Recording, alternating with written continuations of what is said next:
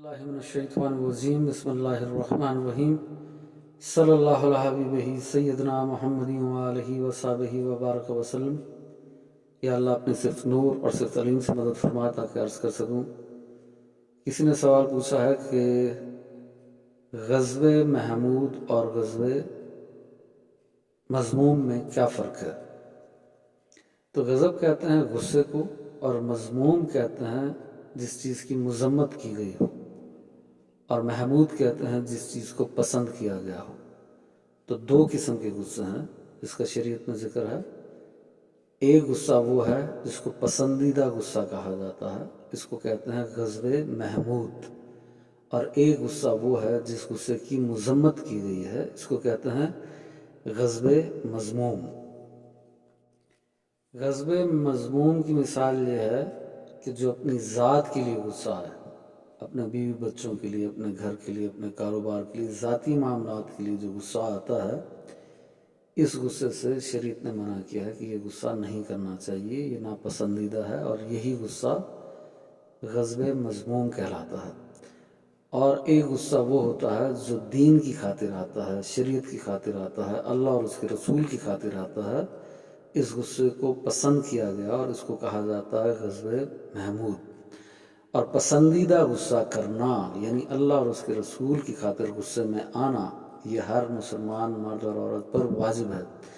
اگر آپ کو اللہ اور اس کے رسول کی خاطر غصہ نہیں آئے گا تو آپ واجب ترک کریں گے، اور کچھ علماء نے تو اس کو فرض کہا ہے کہ غضب محمود جو ہے ہر مسلمان مرد اور عورت پر فرض ہے کہ اس کو اللہ اور اس کے رسول کی خاطر، دین کی خاطر غصہ آنا فرض ہے۔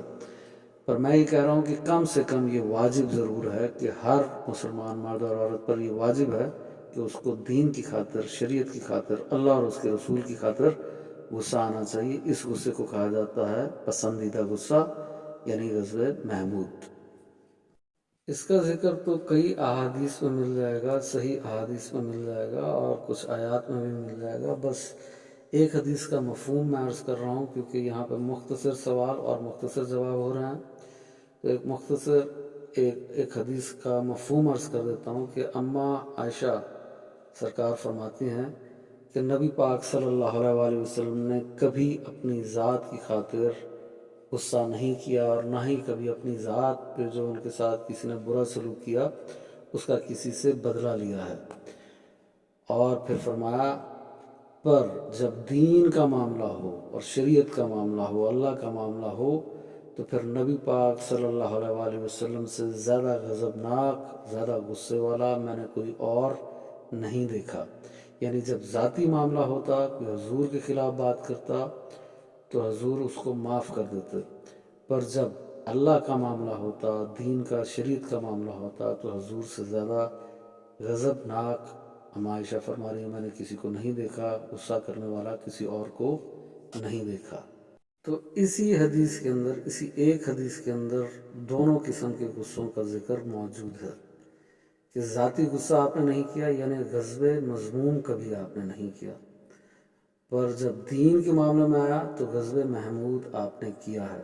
تو دونوں غصوں کا ذکر اسی ایک حدیث میں موجود ہے۔ ویسے بنی اسرائیل کا واقعہ پڑھ لیں سورۃ بقرہ کے اندر، جہاں پہ پہلے ان کو کہا جا رہا ہے کہ ہم نے ان کو تمام جہانوں پہ فضیلت دی، بنی اسرائیل کو، اور بڑی نعمتیں عطا کی اور ان کو انعام یافتہ کیا، تو وہی انعام یافتہ آگے جا کے کیا کر رہے ہیں، انہوں نے بنی اسرائیل نے پھر بچڑے کو معبود بنا لیا، بچڑے کو اپنا خدا مان لیا اور اس کی پوجا کرنا شروع ہو گئے۔ تو حضرت موسیٰ علیہ السلام کوہ طور پہ گئے ہوئے تھے، تو جب وہ واپس آئے تو ان کو اتنا شدید غصہ آیا کہ حضرت ہارون علیہ السلام، وہ حضرت موسیٰ علیہ السلام کے بھائی ہیں، ایک روایت میں آتا ہے کہ وہ 1 سال بڑے ہیں اور ایک روایت میں آتا ہے کہ وہ 3 سال بڑے ہیں۔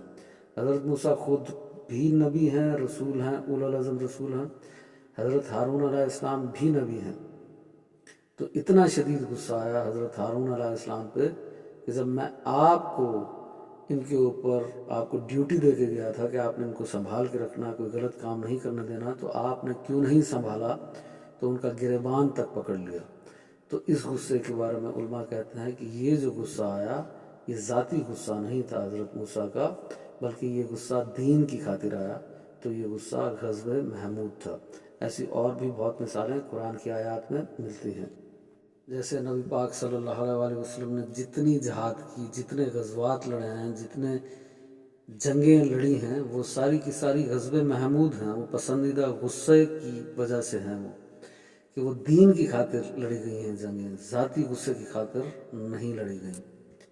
پر آج کل ہمارا معاملہ بالکل مختلف ہو گیا ہے، الٹا ہو گیا ہے، ریورس ہو گیا ہے، کہ ہمیں ذاتی غصہ تو آتا ہے جب ہماری بہن کو، بیٹی کو، ماں کو کوئی برا بھلا کہتا ہے، ہاتھ لگاتا ہے، تو ہمیں بہت غصہ آتا ہے، ہم اس کو گالیاں بھی دیتے ہیں، لڑتے ہیں، کہیں تو ایسے بھی ہو جاتا ہے کہ کچھ لوگ قتل کر دیتے ہیں۔ تو پر جب دین کی بات آتی ہے تو ہم کیا کہتے ہیں؟ اللہ تو رحمان ہے، اللہ تو رحیم ہے، حضور تو رحمت للعالمین ہے، تو وہ تو معاف کر دیتے تھے، تو اب حضور کے خلاف کوئی بات کر رہا ہے تو اس کو معاف کر دینا چاہیے، اللہ کے خلاف کوئی بات کر رہا ہے تو اس کو معاف کر دینا چاہیے۔ پر جب ذاتی معاملہ ہو تو ہم کہتے ہیں نہیں، ہم بدلہ لیں گے، تو الٹا چل رہا ہے۔ تو ہمیں کیا کرنا چاہیے تھا کہ ذاتی معاملات میں یہ کہنا چاہیے تھا کہ اللہ رحمان ہے، رحیم ہے، حضور رحمت للعالمین ہے، تو ذاتی معاملے کو ہم معاف کرتے ہیں۔ بلکہ ہم کیا کرتے ہیں؟ ہم کہتے ہیں ذاتی معاملہ تو ہم معاف نہیں کریں گے، ہم اپنا حق لے کے رہیں گے، کسی کو نہیں چھوڑیں گے، پر دینی معاملہ جہاں پہ ہوگا وہاں پہ ہم کہیں گے ہم اس کو معاف کرتے ہیں۔ آخر میں بس ایک مختصر سی روایت کا مفہوم عرض کر دیتا ہوں کہ اللہ پاک نے فرمایا جبرائیل علیہ السلام کو کہ فلاں بستی کو جا کے غرق کر دو، اس کو تباہ کر دو، وہاں پہ کوئی میرا ذکر کرنے والا موجود نہیں ہے۔ تو حضرت جبرائیل علیہ السلام نے عرض کی یا اللہ، وہاں پہ ایک شخص موجود ہے جو دن رات آپ کا ذکر کرتا ہے اور آپ بہتر جانتے ہیں۔ تو اللہ پاک نے فرمایا سب سے پہلے اسی کو جا کے غرق کرنا، عذاب بھیجنا۔ تو حضرت جبرائیل علیہ السلام نے عرض کی یا اللہ، اس کی کیا حکمت ہے؟ اللہ پاک نے فرمایا وہ میرا ذکر تو کرتا ہے، بہرحال اس کو میرے نام پہ حیا نہیں آتی۔ تو جب تک اللہ اور اس کے رسول کے نام پہ حیا نہیں آئے گی تب تک ایمان کامل اور مکمل نہیں ہو سکتا۔ اور اسی وجہ سے مسلمان پوری دنیا میں ذلیل اور رسوا ہو رہے ہیں، اور ان کی کوئی اہمیت نہیں ہے لوگوں کی نظر میں، کیونکہ انہوں نے جہاد کو ترک کر دیا ہے۔ وہ اپنے ذاتی معاملات کے لیے تو لڑنے کے لیے تیار ہیں، اس کے دفاع کے لیے تو تیار ہیں، پر دین کے معاملات اور اللہ اور اس کے رسول کے معاملات میں وہ کہتے ہیں نہیں جی، چھوڑیں اس کو، رہنے دیں۔ ایک سوال یہ ہے کہ کتنا سونا ہو اور کتنی چاندی ہو تو زکوٰۃ دینی ہوگی؟ تو 7.5 تولے سونا ہو یا 52.5 تولے چاندی ہو، 52.5 تولے چاندی ہو تو زکوٰۃ دینی ہوگی۔ اگر کسی کے پاس صرف 7.5 تولے سونا موجود ہے اور اس پہ سال گزر گیا ہے تو بھی وہ زکوٰۃ دے گا، اور اگر کسی کے پاس صرف 52.5 تولے چاندی ہے اور اس پہ سال گزر گیا ہے تو بھی وہ زکوٰۃ دے گا، اور اگر 52.5 تولے چاندی کے برابر کی رقم ہے، یعنی کیش موجود ہے، اور اس پہ سال گزر گیا اس کیش پہ، تو بھی وہ زکوٰۃ دے گا۔ ایک سوال یہ ہے کہ کس کو زکوٰۃ دی جا سکتی ہے؟ تو سید کو اور ہاشمی کو زکوٰۃ نہیں دی جائے گی، باقی جو بھی یتیم ہے، مسکین ہے، غریب ہے، اس کو زکوٰۃ دی جائے گی۔ اور اس کو کیسے سمجھا جائے گا؟ مطلب اس کے پاس نہ 7.5 تولے سونا ہو، نہ 52.5 تولے چاندی ہو، نہ 52.5 تولے چاندی کے برابر کی رقم موجود ہو۔ یعنی 52.5 تولے چاندی مثال کے طور پہ اگر 70,000 کی بنتی ہے تو 70,000 سے جس کے پاس کم رقم ہوگی وہ زکوٰۃ کا مستحق ہو سکتا ہے، جس کے پاس 52.5 تولے چاندی کے برابر کی رقم ہوگی یا اس سے زیادہ ہوگی، اس کو زکوٰۃ نہیں دی جا سکتی۔ ایسے اپنے ماں باپ کو آپ زکوٰۃ نہیں دے سکتے، نہ ہی خاوند اپنی بیوی کو زکوٰۃ دے سکتا ہے، اور نہ ہی بیوی اپنے خاوند کو زکوٰۃ دے سکتی ہے۔